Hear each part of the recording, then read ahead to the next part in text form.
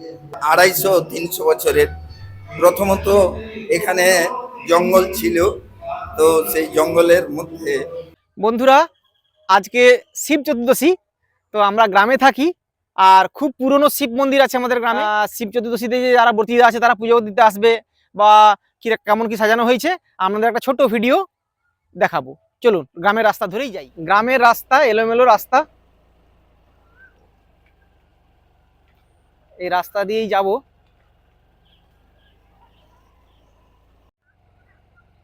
এখানে স্কুল মাঠে বাচ্চারা খেলছে, দেখুন চারিদিকে কি সুন্দর চাষ হয়েছে, দেখুন তার মাঝখান দিয়ে রাস্তাটা গেছে।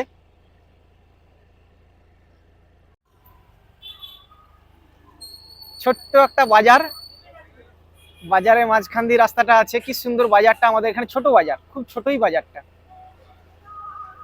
চলে এসছি কাছাকাছি।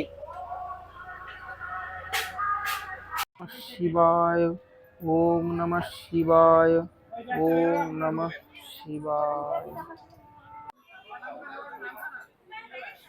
চলে এসছি আমাদের এই যে মন্দির, দেখুন খুব পুরনো মন্দির। গ্রামের মধ্যে এই ছোট মন্দিরটা তো অনেক দিনেরই পুরনো, প্রায় 150 থেকে 200 বছরের পুরনো। তো ভেতরে কি আছে না আছে বা পুরো মন্দিরটা কেমন আছে আপনাদের দেখাবো, চলুন। মন্দিরের পুরোহিত আছেন উনি অনেক দিনের। আচ্ছা, এই মন্দিরটা কত দিনের পুরনো তবুও? 250 থেকে 300। দেখুন 250 থেকে 300 বছরের পুরনো। আমি হয়তো ভুলে বলেই ফেলেছিলাম 100 থেকে 200 বছর, তো 250 থেকে 300 বছরের পুরনো। ভেতর দেখাবো। যারা যারা ব্রতী আছেন তারা সবাই চলে এসছেন এখানে।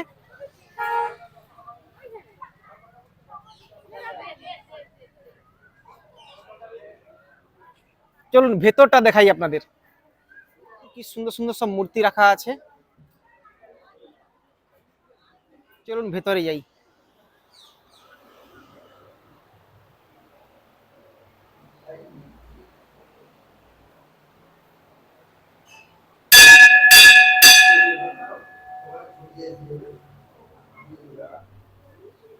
প্রিয়ামও এসছে।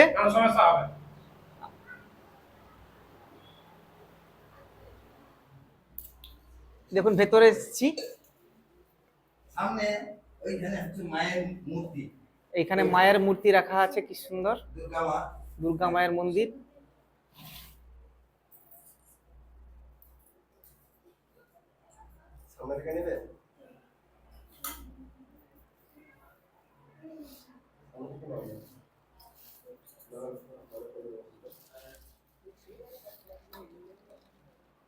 সামনে থেকে দেখুন কি সুন্দর লাগবে।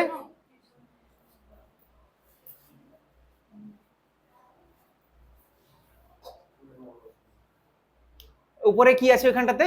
মনসা। মনসা। দেখুন মনসা মায়ের যে মূর্তি, ঠিক ছোট্ট মনসা মায়ের মূর্তি ঠিক উপরে রাখা আছে।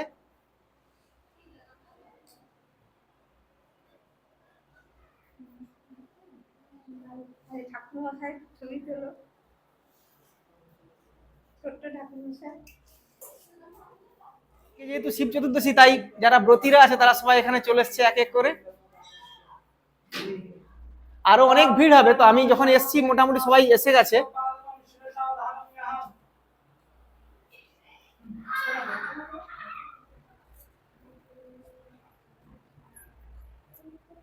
আচ্ছা, এই মন্দিরটার কিছু ইতিহাস যদি আমরা সেরকম জানা থাকে, যে কি ব্যাপার? মন্দির অনেক পুরনো, 200-250-300 বছরের। প্রথমত এখানে জঙ্গল ছিল, তো সেই জঙ্গলের মধ্যে হঠাৎ একদিন আমাদের গ্রামের যিনি ইয়ে ছিলেন তাকে স্বপ্নাদেশ হয়ে বলল যে আমি এখানে আছি, আর আমার বন জঙ্গল সাফা করে পরিষ্কার করে আর এখানে একটা পুজোর ব্যবস্থা কর। তারপর নিত্য পূজা হতো। ছোট্ট একটি টিনের ছাউনি দিয়ে একটি মন্দির হয়েছিল। তারপর বলরামপুরের রাজা তিনি খুব অসুস্থ হয়ে বাবাকে ওখান থেকে মানত করেছিলেন যে যদি আমি মানে এই অসুখ থেকে মুক্ত হতে পারি তাহলে আমি এই মন্দির তৈরি করে দেব। তো সেই মতো অবস্থায় উনি এসে এই মন্দিরটি তৈরি করে দিয়েছেন। শুনেছি নাকি এই যে শিব মন্দির খুব জাগ্রত একটা ব্যাপার আছে? খুব জাগ্রত। এখানে মানে মন প্রাণ দিয়ে যদি বাবাকে কিছু প্রার্থনা করা যায় তার মনের বাসনা পূর্ণ হয়। এই যে চৈত্র সংক্রান্তি আসছে, এই চৈত্র সংক্রান্তি যদি গাজনের একটা ব্যাপার থাকে, এটা এখানে খুব ভালো হয়। খুব ভালো হয়। আগুনের উপরে চলা এবং জীবে এক একজন ভক্ত আছে 25টা 30টা করে ত্রিশূল, ছোট ছোট ত্রিশূল, সেগুলো ফুটিয়ে আর হচ্ছে নাচতে নাচতে আসে, প্রায় অন্তত 10 কিলোমিটার হেঁটে হেঁটে আছে। আজকে তো শিব চতুর্দশী, তো আজকে আপনার বিশেষ কিছু ব্যাপার থাকছে, তো যারা যারা ব্রতী আসছে কতজন মতো এখানে ব্রতী আসতে পারে এখন মনে হয়? হ্যাঁ, প্রতি প্রায় 1,500-2 হাজার। 1,500-2 হাজার মতো ব্রতী তো আসবেই অবশ্যই। সকাল থেকে 1,000-এর বাইরে চলে গেছে। আর একটা যে আমাদের ওই কি শিবায়ন গানের একটা ব্যাপার থাকে, সেটা কি আজকে হচ্ছে? আজকে হচ্ছে রামায়ণ হচ্ছে। আচ্ছা আচ্ছা। হ্যাঁ, রামায়ণ হচ্ছে, শিবায়ন হচ্ছে। হ্যাঁ, তো বন্ধুরা, আপনারা দেখলেন, আমাদের এই মন্দিরের কথা শুনলেন, তা আপনারা সবাইকে একটু দেখার সুযোগ করে দেবেন। আপনাদেরকে বাইরে আরো ব্যাপারটা ভালো করে দেখাচ্ছি, চলুন বাইরে যাই। একটা ছোট্ট ষাঁড় বানানো আছে, কি সুন্দর, এটা দেখুন।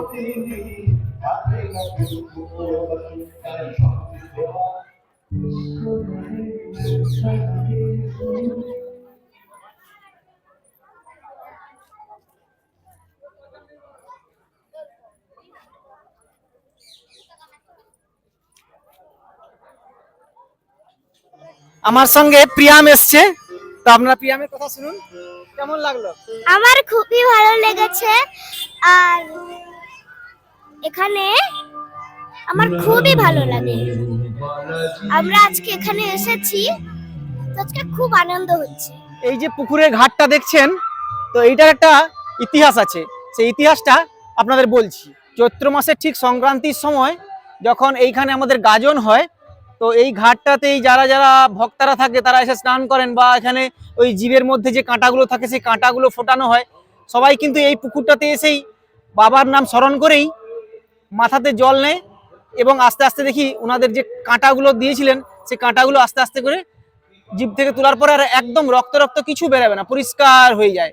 বাবার একটা আলাদা মহিমা আছে এই পুকুরটার মধ্যেই।